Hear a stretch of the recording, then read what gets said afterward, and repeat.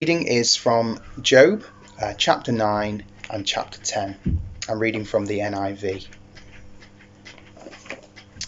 Then Job replied, "Indeed, I know that this is true. But how can mere mortals prove their innocence before God?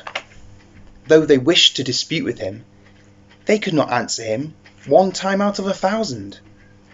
His wisdom is profound, his power is vast. Who has resisted him and come out unscathed? He moves mountains without their knowing it, and overturns them in his anger. He shakes the earth from its place and makes its pillars tremble. He speaks to the sun and it does not shine. He seals off the light of the stars. He alone stretches out the heavens and treads on the waves of the sea. He is the maker of the Bear and Orion, the Pleiades and the constellations of the south. He performs wonders that cannot be fathomed, miracles that cannot be counted. When he passes me, I cannot see him. When he goes by, I cannot perceive him. If he snatches away, who can stop him? Who can say to him, 'What are you doing?' God does not restrain his anger. Even the cohorts of Rahab cowered at his feet. How then can I dispute with him? How can I find words to argue with him? Though I were innocent, I could not answer him. I could only plead with my judge for mercy. Even if I summoned him and he responded, I do not believe he would give me a hearing. He would crush me with a storm and multiply my wounds for no reason. He would not let me catch my breath, but would overwhelm me with misery. If it is a matter of strength, he is mighty, and if it is a matter of justice, who can challenge him? Even if I were innocent, my mouth would condemn me. If I were blameless, it would pronounce me guilty. Although I am blameless, I have no concern for myself. I despise my own life. It is all the same. That is why I say, he destroys both the blameless and the wicked.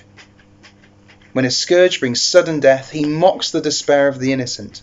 When a land falls into the hands of the wicked, he blindfolds its judges. If it is not he, then who is it? My days are swifter than a runner. They fly away without a glimpse of joy. They skim past like boats of papyrus, like eagles swooping down on their prey. If I say, I'll forget my complaint, I'll change my expression and smile. I still dread all my sufferings, for I know you will not hold me innocent. Since I am already found guilty, why should I struggle in vain? Even if I washed myself with soap and my hands with cleansing powder, you would plunge me into a slime pit so that even my clothes would detest me. He is not a mere mortal like me, that I would answer him, that we might confront each other in court. If only there was someone to mediate between us, someone to bring us together, someone to remove God's rod from me, so that his terror would frighten me no more. Then I would speak up without fear of him. But as it now stands with me, I cannot. I loathe my very life, therefore I will give free rein to my complaint and speak out in the bitterness of my soul. I say to God, do not declare me guilty, but tell me what charges you have against me. Does it please you to oppress me, to spurn the work of your hands while you smile on the plans of the wicked? Do you have eyes of flesh? Do you see as a mortal sees? Are your days like those of a mortal, or your years like those of a strong man, that you must search out my faults and probe after my sin? Though you know that I am not guilty, and that no one can rescue me from your hand. Your hands shaped me and made me. Will you now turn and destroy me? Remember that you moulded me like clay. Will you now turn me to dust again? Did you not pour me out like milk and curdle me like cheese? Clothe me with skin and flesh and knit me together with bones and sinews?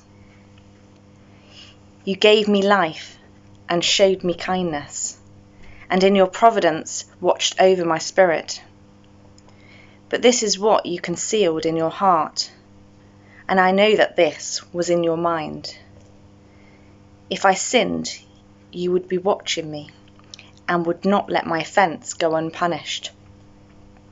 If I am guilty, woe to me.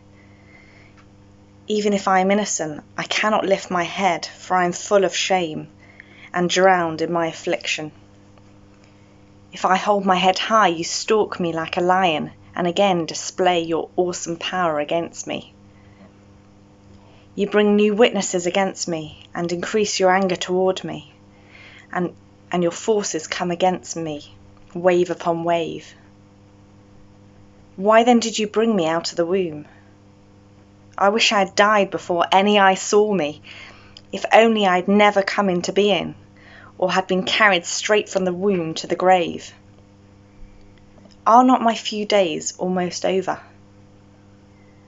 Turn away from me so I can have a moment's joy, before I go to the place of no return, to the land of gloom and utter darkness, to the land of deepest night, of utter darkness and disorder, where even the light is like darkness.